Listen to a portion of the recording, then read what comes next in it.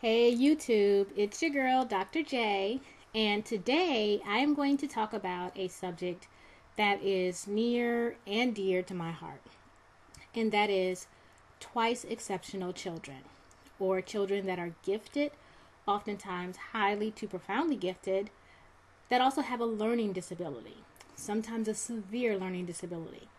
Those children are often termed twice exceptional, but in my Nerdville, I call them Superman with a limp. And this subject is near and dear to me because all three of my children are classified as twice exceptional. They all are clearly gifted in the highly to profoundly gifted range, but they also have severe learning disabilities. In particular, they have dyslexia as well as a lot of vision issues that deal with vision tracking and eye teaming and convergence that really hinders their ability to read and also affects them in other areas. Now, there is a lot of debate around twice exceptional children, and there are three particular areas of this debate that I am going to focus on. The first is even the concept of there being a Superman with a limp. A lot of times when we see Superman, we identify him as Superman based on his ability to fly, his ability to leap tall buildings in a single bound. What happens if we have this Superman that can't leap a tall building in a single bound? What if it takes 2 bounds and a hop? What if it takes 3 hops, a skip, and a bound? What if it takes 7 attempts at a bound? Is he Superman? Okay. What happens to a lot of children that are twice exceptional, or my limping Superman, is that sometimes they are missed being identified as Superman because they don't look like Superman, because we sometimes focus on Superman's abilities. And if we see this person with a disability, they don't quite look like Superman. So we're left to ponder, are they really that great? Can they truly be identified as Superman? What happens is that oftentimes on paper, these children will look completely average. And it's not until you start to dig and dig and dig through their information that you begin to see, oh, wait a minute.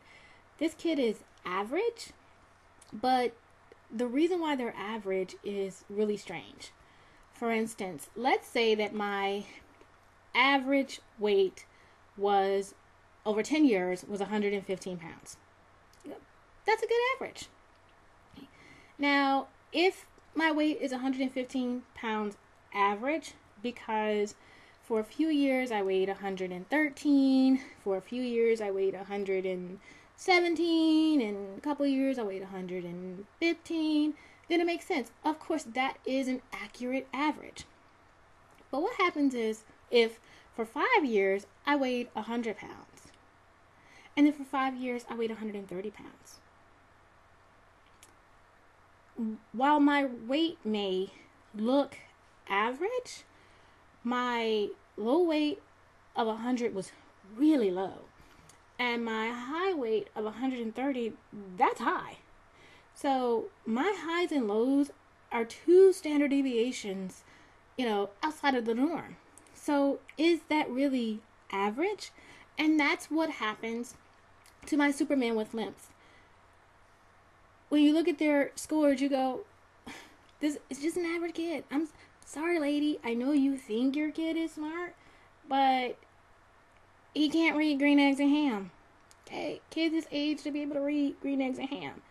And you're sitting there going, yeah, okay, yes, I admit he's having trouble reading green eggs and ham. But the kid can have a conversation with you about theoretical physics and string theory.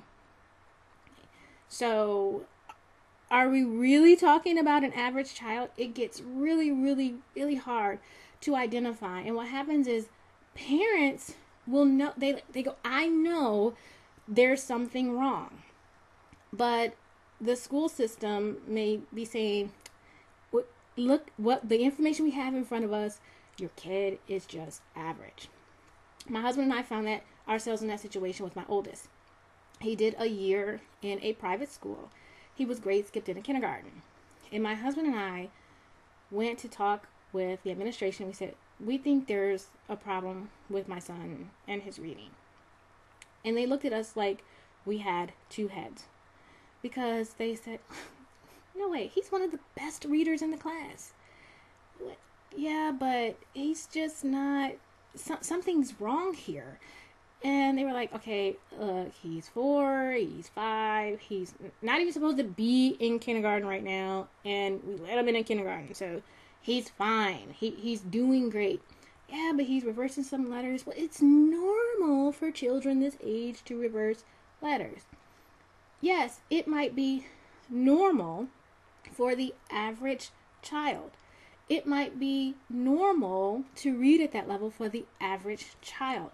But we are not talking about the average person. We're talking about Superman.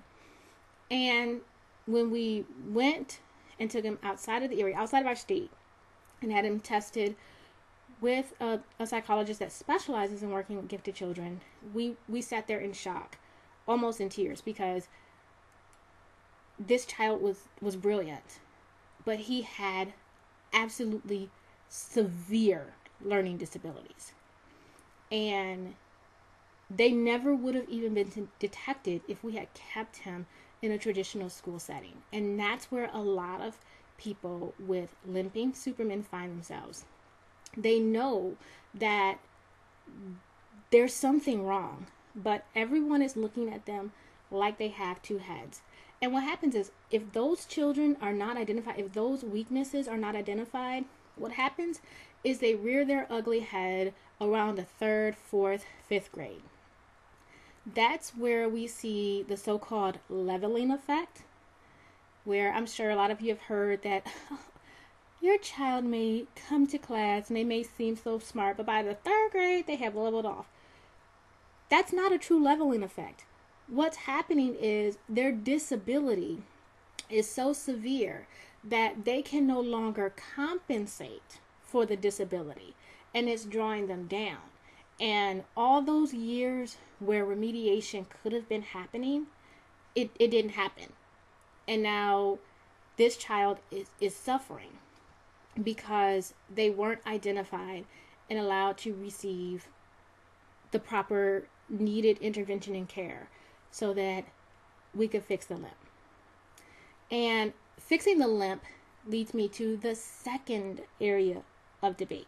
So the first area is, are these children really Superman? I mean, can Superman really have trouble leaping over buildings? Yeah. He can be born Superman and also born hurt.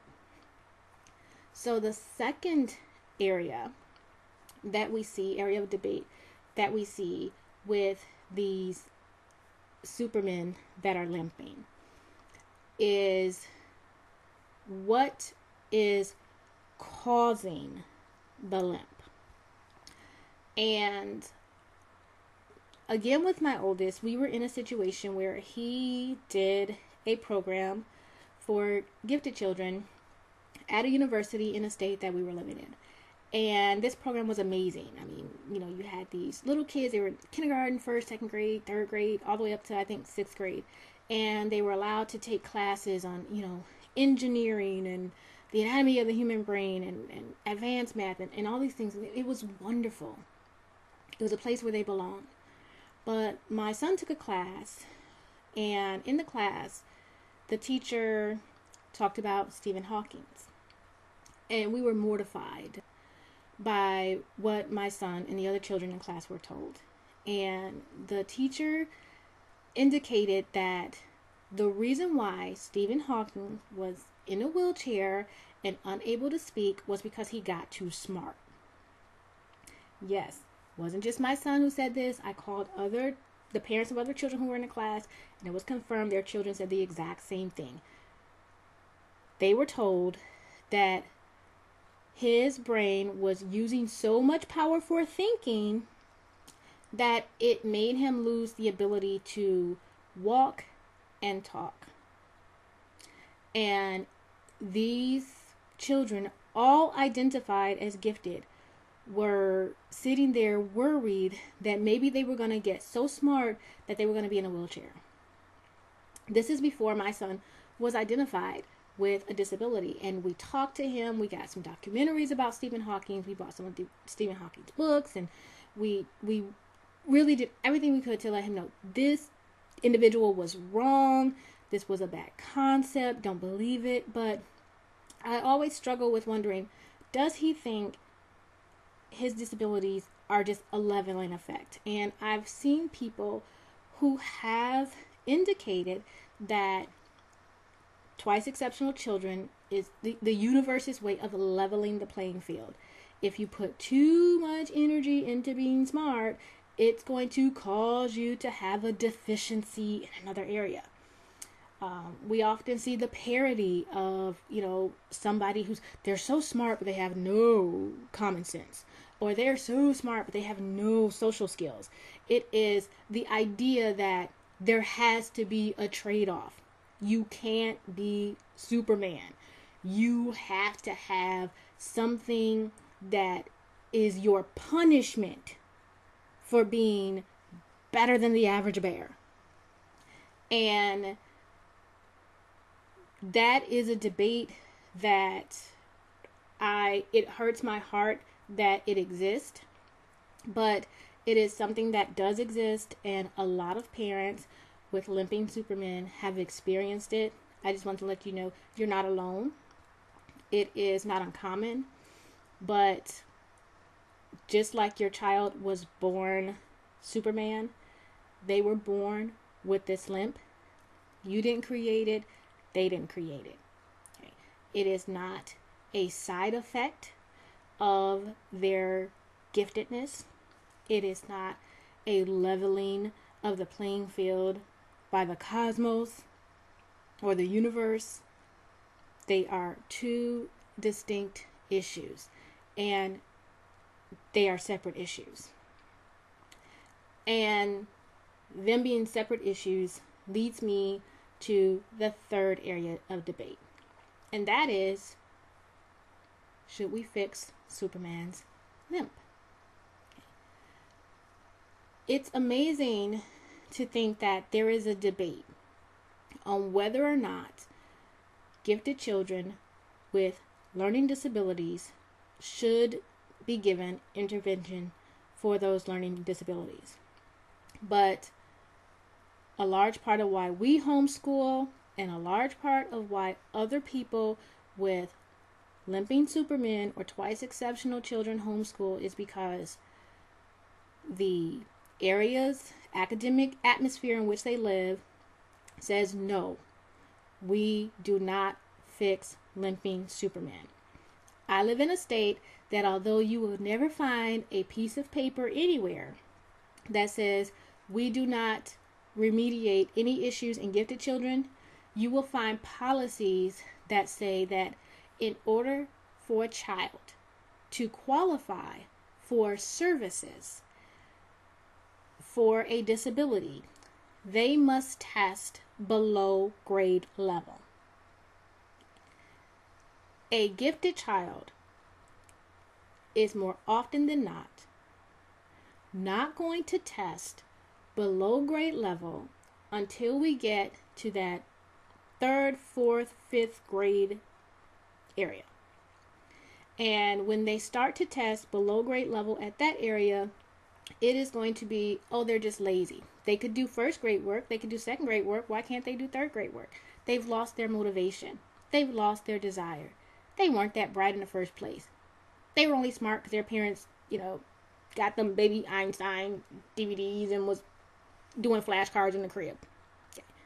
So you will be at a loss oftentimes for getting remediation.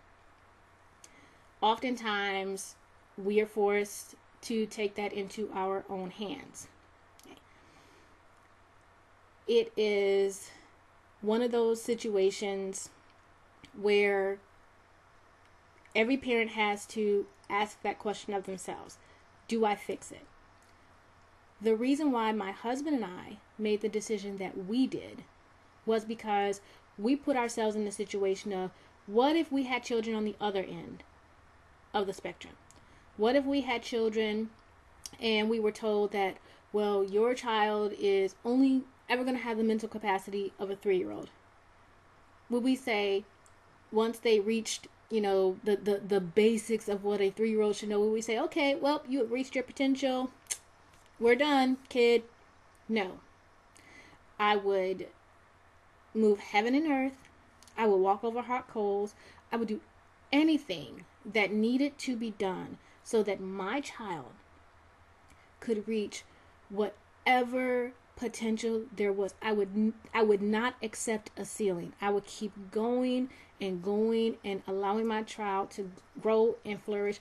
And you know what? They might hit a ceiling at the 3-year-old capacity, but they might be it would be the most amazing 3-year-old that you have ever seen. That would be the ceiling that they would hit. I would not stop when they could say the ABCs and just be done.